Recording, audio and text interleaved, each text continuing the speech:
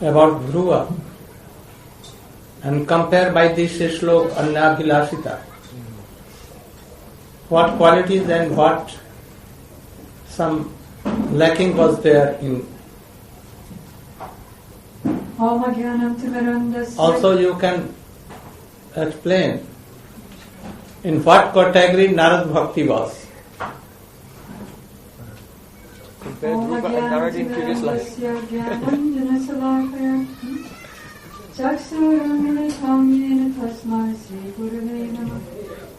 So Gurudev ordered me to, Srila Gurudev ordered me to tell something about the bhakti of Dhruva Maharaj.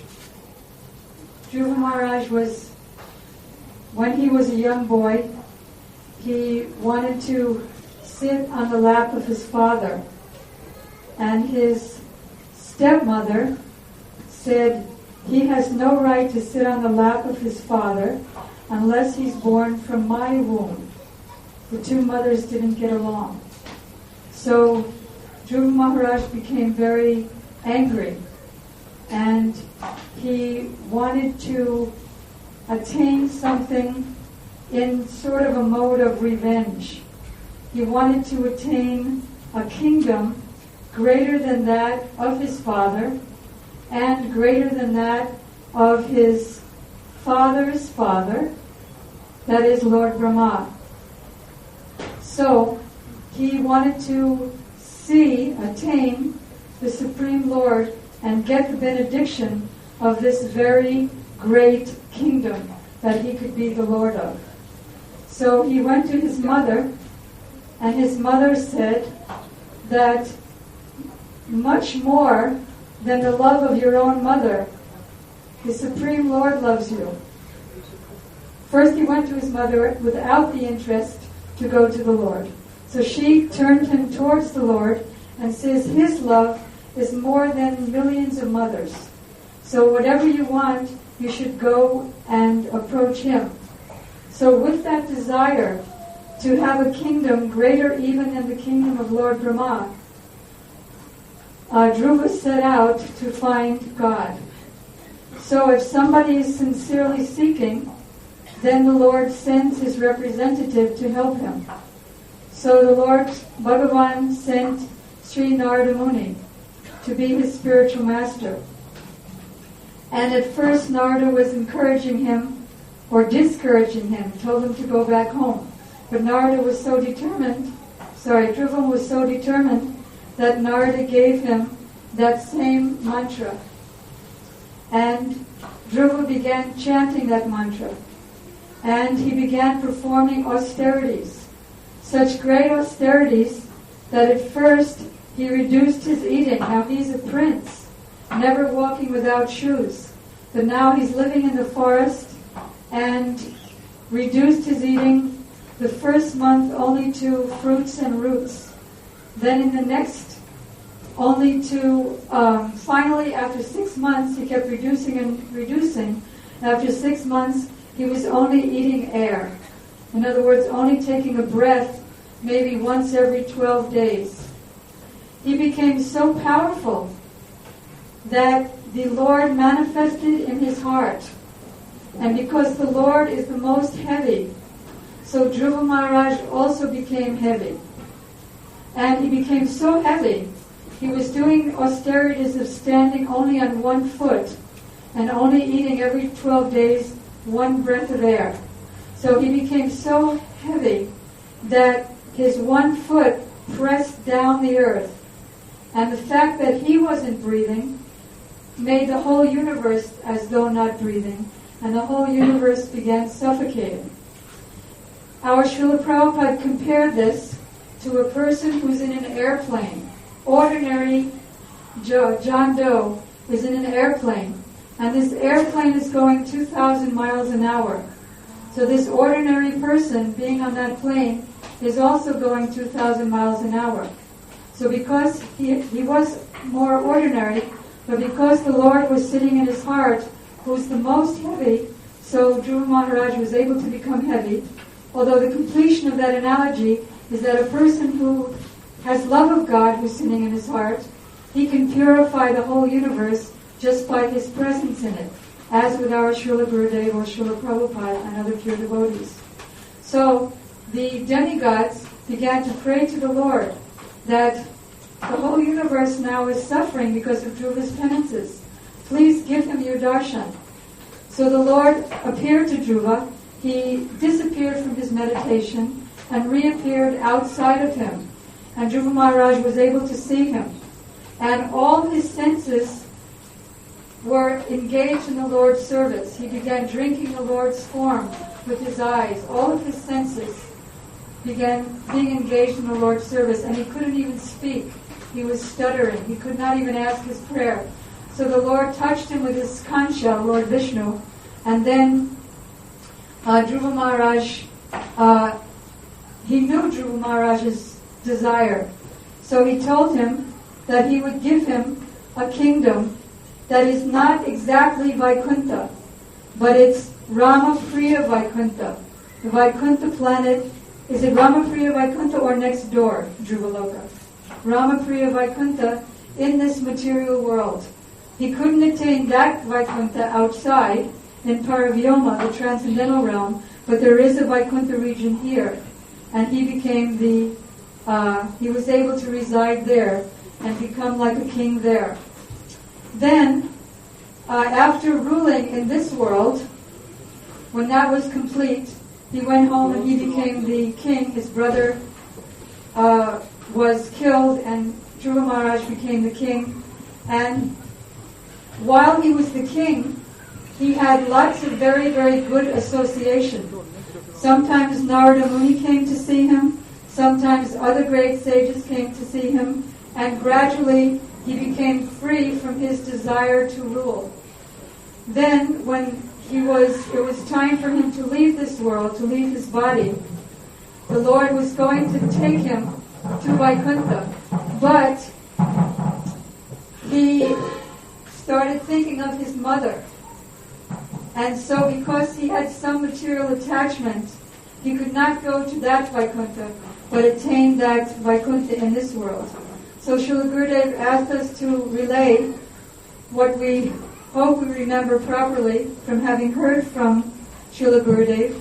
His bhakti, because it was motivated with a material desire, it did not fit into the category of Uttama bhakti, as was described by Sripad Aranya Maharaj from Bhakti Rasamrita Sindhu Bindu. One of the symptoms, the Tatastha Lakshana, or marginal symptom of bhakti, is Anya Vilasita Sunyam, that in natural circumstances, his natural state of being, he will not have any desire other than the desire to please Krishna. But Dhruva Maharaj has a continual desire for a great kingdom, even greater than that of Brahma. So because he did not fall in the category of Anya Vilasita or Anya Vilas, therefore his plus also the Swarup Lakshana, or intrinsic, internal symptom of bhakti, is that one is always engaged for the happiness, welfare, and benefit of Krishna with all of the endeavors of his body, mind, words, and transcendental sentiments. As Srila Gurudev explained yesterday, while Dhruva Maharaj was engaged in that austerity, he didn't have any transcendental sentiments. So also he didn't engage in senses for the satisfaction of the Lord. He wanted his own satisfaction, and for that he was worshipping. Therefore, his bhakti is not under the category of Shuddha Bhakti or Uttama Bhakti or pure Bhakti. His bhakti is called Sakarma Bhakti. That is, Sa means with, and karma. With kama, desire, sorry. Sa kama. Kama means he had personal desires. So therefore, his bhakti was not pure. Srila Gurudev also asked, what is the nature of the bhakti of Narada Muni? And as was mentioned, To compare. To compare. As was mentioned by Sripad Madhav Maharaj, Narada Muni has so many manifestations. His original form is Madhumangal, the very, very intimate Priyanam Saka of Sri Krishna. So in his original feature, he's Uttam, Uttam, Uttam, Mahabhagwat, more intimate with Krishna than even the topmost of the 5 categories of pure bhakti. That is Uddhav Maharaj. He's so much, lakhs times more than Uddhav, who is I forget the name. Prem Atur means one who's overwhelmed with love of Krishna and overwhelmed by the love of Krishna's greatest devotees, the gopis. But still, Narada in his original feature as Madhumangal is lakhs times greater than that even of Uddhav, what to speak of Dhruva Maharaj. Then he has another form as mentioned by Sripad Madhav Maharaj as Naradi Gopi. Again, Uttam, Uttam, Uttam Mahabhagwat. In his form as Narada, he also gets to go to Goloka Vrindavan sometimes and assist in the pastimes of the Lord. He met Mother Yasoda, he met the gopis, he discusses sometimes with Radharani, and even in his other features, as a Ram Bhakta and as a Narayan Bhakta, still he's fully in the category of Anyavilasika Sunyam with no other desire than to please the Lord. And therefore there's no comparison between the two. More? One?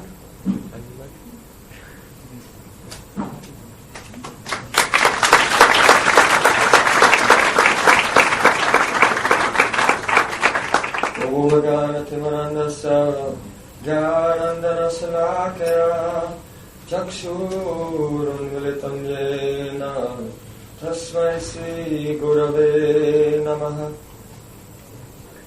So Srila Gurudev wanted me to make a comparison between Dhruva Maharaj and the perfection that he attained by his performance of bhakti, as discussed in Srimad Bhagavatam, and Narad Rishi, but not as Naradi Gopi or any of these things. This Narad that we have been discussing today, this particular Narad, who appeared as the son of a maidservant and was initiated and took instructions from the 4 Kumars. We compare these two. First of all, this Narad, about whom we have been discussing today, he went into the forest and he began to remember the mantra given by his Guru, and he began to meditate on the instructions. He meditated on the mantra according to the instructions of his Guru. Therefore, by the influence of that mantra, he realized, what is this mantra? This mantra and Supreme Lord are the same. No difference at all. So he had darshan of Bhagavan, Sri Narayan, but only for a moment. Then, in the next moment, that momentary vision disappeared and he began to weep in separation. As Pujapad Bhaktivinoda Bhakti Samaraj explained, at that time he heard a voice from the sky announce, in this life you will not see me again. I have appeared to you for a moment, just to increase your eagerness to attain me. Those whose hearts are not completely pure, they can hardly see me in this world. And then he ordered him to chant, go on doing bhakti and travel everywhere. So in that life, Narad did not see the Supreme Lord again. Now a question comes, why is it that he had the darshan of the Supreme Lord only for a moment and then lost it for the rest of his life? There is a reason. His heart was not completely pure. He did not come into the category of Anya Bilashita Shunyam Gyanakamad Prinavritam. He was not free from all desire. He had a very small desire. I can say it was very small compared to the desires that I have. But from the point of view of pure bhakti, any small desire is a great obstacle. And what was that? Acharyas explained, it's called Sattvik Banavas. He had a desire. It was not an ignorant desire to take drugs and sleep. It was not a passionate desire to collect money or anything. but it was a desire in the mode of goodness, sattvic vasana. That is that he thought it was very nice to do my bhajan, to practice my devotional service in a very sattvic surrounding, a sattvic environment, in a beautiful forest which is clean and fresh and pure and very peaceful, undisturbed by other people. So because of this sattvic desire, sattvic banabas, a desire to reside in a place in the mode of goodness, in the forest, this was an obstacle. And therefore, he had darshan of the Lord for a moment and not again. But throughout his life, he felt separation, more and more separation from the Lord he had seen for a moment. And the fire of that separation burnt even the last final trace of material desire. And therefore, when he came to the very last moment of his life, just as lightning and illumination occur simultaneously, what happened?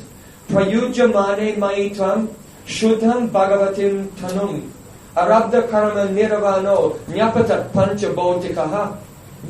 At once, at the same time, he gave up the body made of material elements and received shuddham bhagavatim tanum, a body, tanu, which was suitable to be an eternal associate of the Supreme Personality of Godhead. And in that Sachidananda Vigraha, that form which is composed of eternity, knowledge and bliss, he was completely liberated and free to wander anywhere within the material or within the spiritual world. He could wander up to Vaikuntha and around the spiritual world and back to this world. He was completely liberated. So, at first, Narad had a little desire, and by the heat of separation, it was completely burnt away, and he attained his purely spiritual body and became the great liberated saint Narad. Now we compare this to Dhruva. When Dhruva had the darshan of the Lord within his heart, at that moment he was very much struck with wonder. But his vision of the Lord in the heart also disappeared. And he felt that he'd lost something very valuable, the most valuable thing. When he opened his eyes, he saw that the Lord was standing before him, right in front of him. He wanted to pray, but he was a 5-year-old boy, he had no how to pray. The Lord touched him with his conch shell, and by that touch, he bestowed upon him the adhikar to speak very wonderful prayers. At that time, he offered prayers to the Lord. And the Lord gave him a benediction that he would be the king of this world for 35,000 years. And he began to lament, what have I done, what have I done? At the time of my sadhana, at the time of my practices, I had a desire, and now I will have to receive the result of having that desire. I've made a big mistake. So he became the king of the world for 35,000 years, and 36,000 years, and gradually he became more and more purified. At the end of his life, what happened? He saw one aeroplane come down from with the associates of God from Vaikuntha, and they came there, and when he saw them, he gave his pranam to them. He worshipped them. He did their parikrama. Not only them, but even the aeroplane that they came down in, because the Lord and his paraphernalia are equally worshipable. So he was about to get on the aeroplane, and he stopped. He said, "Oh, where's my mother?" He felt some indebtedness to her, because in the beginning she told him, "Oh, if you want a kingdom greater than your father and your grandfather and great-grandfather, then you have to approach Supreme Lord. He can fulfill any desires." So because Dhruva, at that very last moment, even he said, "Where's my mother?" This shows that he still had some attachment, which was not of the nature of a transcendental attachment to Krishna. And therefore there was still some defect. When he went to step upon the aeroplane, in Bhagavatam it is stated, Vivrad Hiranmayena, that suddenly his body became very effulgent as he was stepping onto the plane. And Srila Vishwanath Thakur in his commentary explained that he achieved a spiritual body. But in this spiritual body he was taken by the associates of the Supreme Lord to Ramapriya Vaikuntha, which was a destination not outside the coverings of this universe. Within the coverings of this universe, there is a planet. It is transcendental. But because Dhruva Maharaj, he had not come to the topic cited, and he still has some attachment even to the last moment. He attained that Ramapriya Vaikuntha, and we cannot say whether he is still there today or not. If he has got outside of this universe or not. Whereas Narad, by the separation that he felt from the Lord, He never thought about his mother. As soon as his mother was bitten by a snake and she died, then he's forgotten everything. Way back there. So how can we make a comparison between Dhruva and Narada? Narada is far superior. And therefore he attained a spiritual body which is suitable for traveling beyond this world. So when we compare Dhruva and Narada, we can see that Narada is far superior.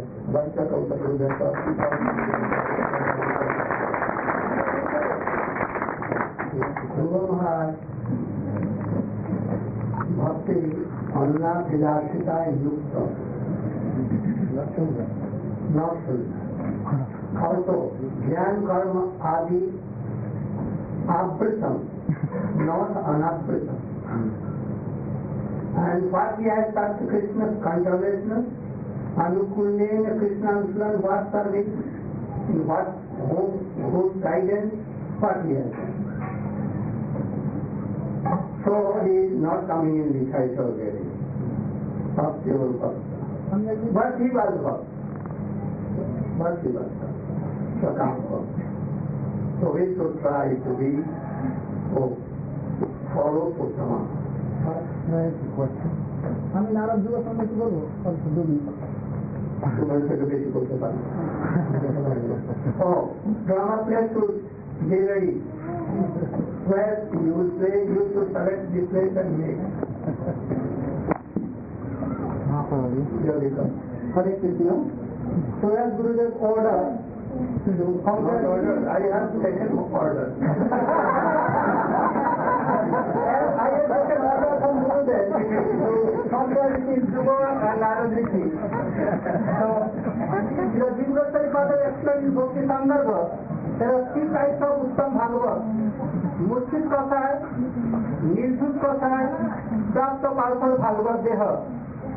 The first of Narada Rishi, when he has desired to be in forest to do bhajan, at the time this stage called Uttam Bhagavad Murchit Kasai. There are some false but in latent position. Nirjut Kasai with all kind of false was out, like Sukdev Goswami. And third stage of Narada Rishi, when he gets transcendental body, then called second stage, the Prapta Parthal Bhagavad Deha. Among these 3, Narada Rishi's Prapta Parthal Bhagavad Deha is third stage of Uttam Bhagavad. Is one thing. Another thing, Narada Rishi is Guru of Dhruva Maharaj. Dhruva is disciple. How we can compare between Guru and Sister? If someone can ask that you can compare yourself and Gurudev, is it possible? What to say about compare between the Guru and disciple? Even Narada is another more disciple, Valmiki ji, who composed Srimad Valmiki Ramayana. Even before Lord Ram incarnated this world, before completing his first time, he wrote everything. Another disciple, Vyasdev, who composed Srimad Bhagavatam. So even Dhruva is not compared with Valmiki Rishi and Vyasji. What to say about Guru? So it is not at all comparable with Dhruva and Narada Rishi between Guru and disciple. Hare Krishna. Because I get only 2 minutes.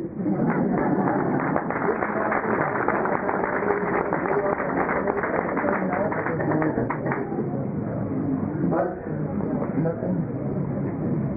Chaitanya Mahaprabhu is disciple. And Ramananda, here Guru.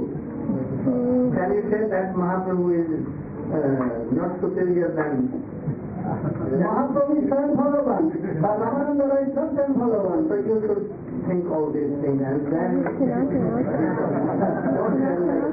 sometimes you see the lady. Not be exemplified. Have you reading? Krishna, they are being read. Where they will do? over here. They have not made the mistake.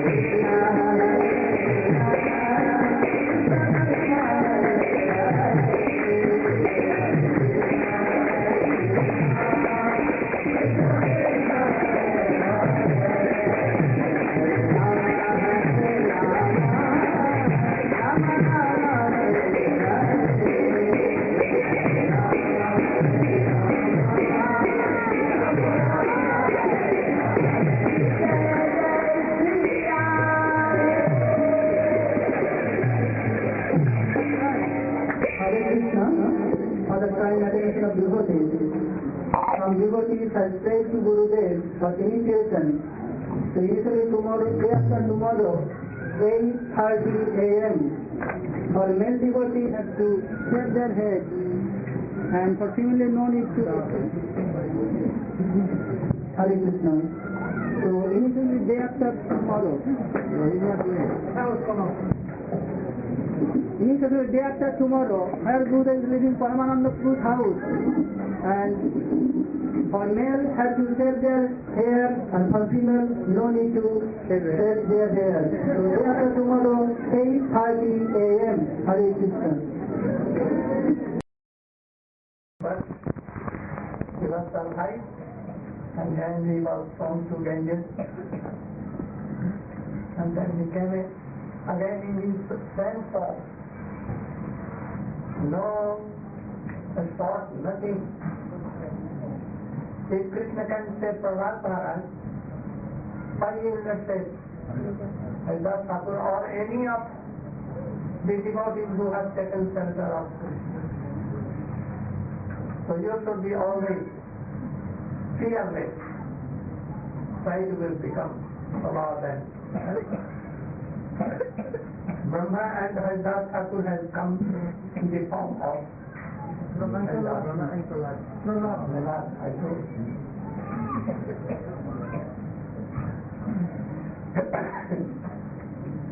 So we should try to follow Haridas Thakur. He is the eternal associate of Chaitanya Mahaprabhu. He is also Namacharya. There are so many persons of Haridas Thakur. In the end, in the lap of Chaitanya Mahaprabhu, chanting Krishna Chaitanya, and facing Mahaprabhu, and he left Chaitanya, Krishna Chaitanya. Chaitanya Mahaprabhu took him in his lap, and with his own hand he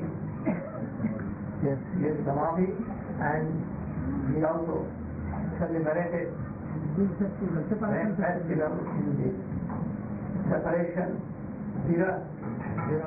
Mahotsav of Haridas Thakur. Though he was by caste Muslim, but he was not. He was Guru of Bhakta, Namacharya. So we should try. As he was humble, as he was strong faith in him, men will say you walk. Don't take it, don't fear, and go on chanting. Lord Brahmananda.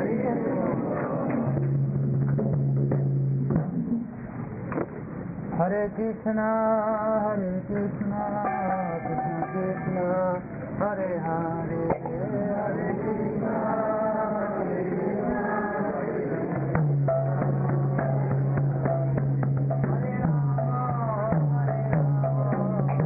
Rama, Hare Rama, Hare Hare.